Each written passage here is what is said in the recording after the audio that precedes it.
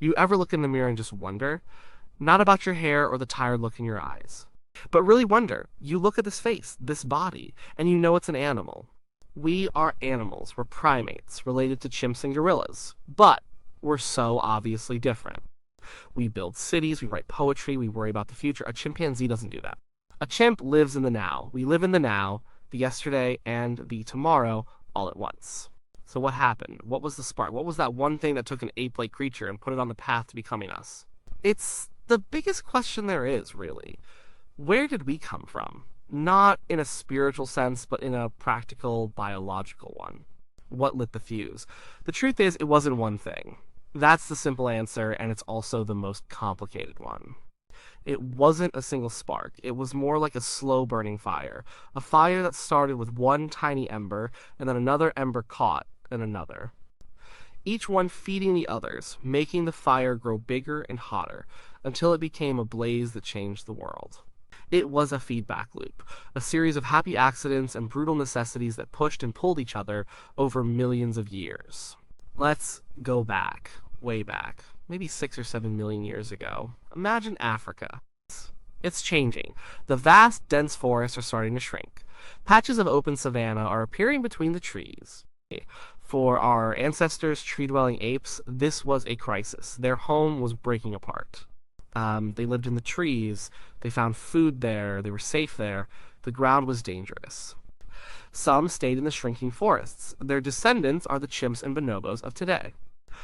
But another group started to venture out. They started to spend more time in that dangerous space between the trees. And out there, a new way of moving became useful. They stood up. This is the first ember. Bipedalism, walking on two legs. It seems so simple, but it changed everything. Why do it? Well, standing up lets you see over the tall grass. You can spot predators sooner. You can see where you're going. It's also a more efficient way to travel long distances. You can cover more ground looking for food, using less energy than a chimp does when it knuckle walks. But the biggest change wasn't about seeing or walking. It was about the hands. When you walk on two legs, your hands are free. They are no longer your front feet. For the first time, hands weren't just for climbing or carrying your own weight. They were free to do other things, to carry food, to carry infants, and eventually to carry tools. This was a huge trade-off. Our bodies had to change, our pelvis narrowed to support our upright posture. Our feet lost their grasping ability and became platforms for walking. It made us slower than a four-legged predator. It gave us bad backs, and for females, it made childbirth much more difficult and dangerous. For this massive change to stick, the benefits had to be enormous, and the biggest benefit was those free hands. For a long time, not much happened. Our ancestors were upright apes, walking around the savannah, probably not looking much different from a chimp trying to cross a clearing. Their brains were still ape-sized. They were just trying to survive in a new, more dangerous world. Then comes the next ember, maybe 2.5 million years ago. Those free hands started doing something new. They started making things, not just using things. A chimp will use a stick to get termites or a rock to crack a nut. But it doesn't change the rock. It doesn't shape the stick into a better tool. Our ancestors, like Homo habilis or Handyman, started doing just that. They picked up one rock and used it to chip away at another, creating a sharp edge. These first tools, called Oldowan tools, are crude by our standards. They look like broken rocks. But they represent a mental leap that is hard to overstate. To make a tool, you need to think ahead. You need to see a future purpose in a shapeless stone. You need to understand cause and effect. If I hit this rock here, with this much force, a flake will break off and it will be sharp. This is abstract thought, it's planning, it's the beginning of technology, and what did they do with these sharp rocks? They cut things. They could butcher a carcass left behind by a lion. This was a game changer. Before, they might have been able to chew on some leftover sinew. Now they could slice through tough hide and cut meat off the bone. They could use another rock to smash the bone and get to the rich, fatty marrow inside. This gave them access to a new source of food, a high-energy, high-protein food. Meat and marrow are packed with calories, far more than the fruits and leaves they were used to eating. This new diet was fuel, and it would fuel the most expensive, most energy-hungry organ in the body. It was the brain. Our brains are ridiculous. A human brain makes up about 2% of our body weight, but it uses over 20% of our energy. It's a gas guzzler. For an animal living on the edge of survival, growing a big brain is a huge risk. You have to be able to feed it. An ape eating leaves all day simply can't take in enough calories to support a brain our size. Tools gave us access to the meat, but there was another step, another ember that made that fuel even more potent. Fire. We don't know exactly when our ancestors first controlled fire. The evidence is hard to find. Maybe a million years ago, maybe less, but whenever it happened, it was as important as walking upright or making tools. Imagine a world without fire. The night is absolute. It's cold, it's full of things with sharp teeth that can see better than you. Fire pushes back the dark, it provides warmth, it keeps predators away, it created a safe space. A campfire is a circle of light and safety in a dangerous world, but the most important thing fire did was cook our food. Cooking is a form of predigestion. It breaks down tough fibers in plants and tough proteins in meat. It makes food softer, easier to chew, and easier to digest. This means we could get more energy out of the same amount of food.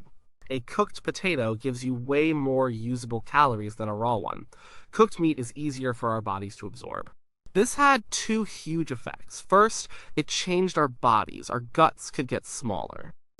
We didn't need a huge energy-intensive digestive system to process raw food all day.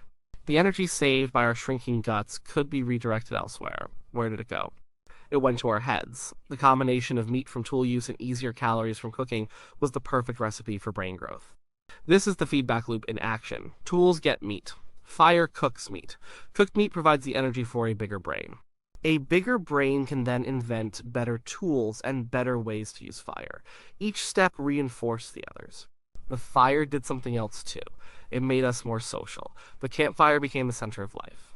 People gathered there at the end of the day. They shared food. They were safe. And what do people do when they sit together with nothing else to do? They interact. They communicate. It was probably around the campfire that our social bonds strengthened. It was the first living room. So now we have an upright hominid with free hands, simple tools, a diet rich in cooked meat, and a brain that's starting to grow. This is the time of Homo erectus. They were a hugely successful species. They spread out of Africa and across Asia and Europe. Their brains were much larger than earlier ancestors, though still smaller than ours. They made better tools, they were organized hunters, but that growing brain created a new set of problems. Remember the narrow pelvis for walking upright? A big brain baby has a big head. A big head has a lot of trouble fitting through a narrow birth canal. This is the obstetrical dilemma. It's a conflict between two of our most defining traits, walking upright and being smart. The evolution found a brutal but effective solution. Human babies are born prematurely. Compared to other primates, a human infant is completely helpless. A baby foal can walk within an hour of birth. A baby chimp can cling to its mother's fur. A human baby can't even lift its head. It's a little wriggling blob that needs constant care for years. This helplessness had a profound consequence. A mother couldn't do it alone. She couldn't care for a helpless infant, protect it, and gather enough food for herself and her baby at the same time. She needed help. This is where our social structure becomes so important. This is the next ember. We had to become hyper-cooperative. The father had to stick around and provide food and protection. That's rare in primates, but even that wasn't enough.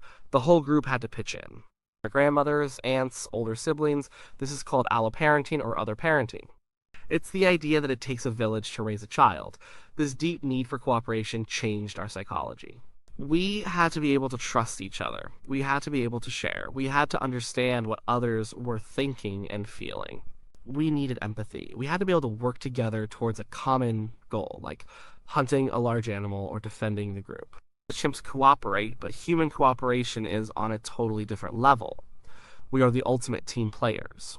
Our survival depended on it. A group that cooperated well would outsurvive a group that didn't. Individuals who were good at cooperating, who were trustworthy and good at reading social cues, were more likely to succeed and have children. Our social intelligence became just as important as our technical intelligence. We were selecting for niceness, or at least for the ability to get along. So now we have all these pieces on the board. We're upright. We have tools, we have fire, we have big brains, and we have complex social groups built on cooperation to raise our helpless babies. But there's one more thing. The final, and perhaps most powerful ember. The one that ties everything else together. Language. How do you coordinate a group hunt? How do you teach a child how to make a complex tool? How do you maintain social bonds in a group of over 100 individuals? You have to communicate. Other animals communicate, of course. A vervet monkey has different alarm calls for leopard, eagle, and snake. It's impressive, but it's stuck in the here and now. Human language is different. We can use it to talk about things that aren't right in front of us. We can talk about the past. Remember that time we found the berry bush over the hill? We can talk about the future. Tomorrow, let's go hunt by the river. We can talk about things that don't even exist. What if we made a spear with a sharper stone point? Language allows for a level of planning and cooperation that is impossible without it. It allows us to pass knowledge down through generations. A child doesn't have to reinvent the stone tool. They can be taught. All the accumulated wisdom of the group can be transmitted through words. This is culture. Culture is a way of inheriting knowledge that is much faster than genetic evolution. That language also changed our social lives.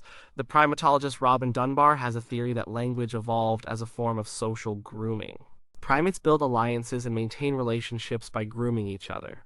It's intimate and time-consuming. You can only groom one individual at a time.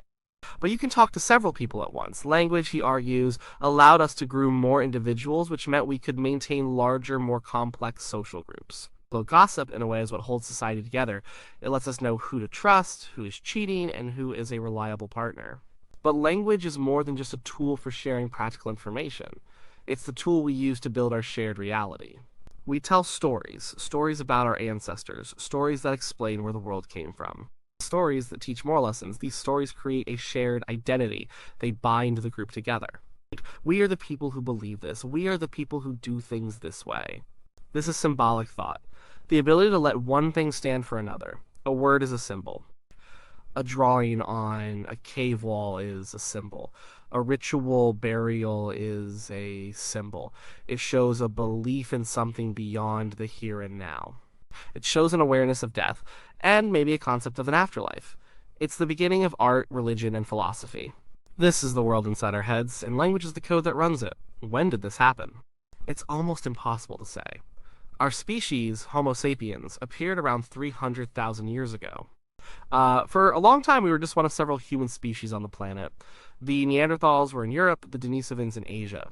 They were smart, they had big brains, made tools, used fire, and hunted large animals. They probably had some form of language, but around 70,000 years ago, something happened. Some scientists call it the cognitive revolution. Human behavior started to change dramatically. We see the first clear evidence of art, like decorated shells and abstract engravings. We see more sophisticated tools, like bone needles for sewing clothes. We see evidence of long-distance trade. And shortly after this, Homo sapiens began to spread out of Africa again, but this time they went everywhere. They replaced all the other human species. What was the change? It was probably our language. Perhaps a small genetic mutation tweaked our brains, allowing for a fully modern syntactic language. A language capable of infinite combinations and expressing complex, abstract ideas. This new, supercharged language was our ultimate weapon. It allowed us to cooperate and plan on a scale no other human could. We could form larger tribes, built not just on family ties, but on shared stories and beliefs.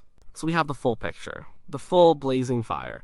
It started with standing up, which freed our hands. Our hands made tools which got us meat. Fire cooked the meat which fed our growing brains. Our big brains made us smart, but they also made our babies helpless. Helpless babies forced us to become hyper-cooperative. And language was the tool that allowed us to manage that cooperation and build a shared culture. No single one of these was the spark. They were all the spark. You can't have one without the others. They are completely intertwined. A big brain is useless without the high-energy food to fuel it. Free hands are just hands without a brain that can imagine a tool. Language doesn't do much if you don't have a complex social world to talk about. It was a slow, messy, brutal process that took millions of years. There was no grand plan. It was just a series of responses to changing environments and new problems.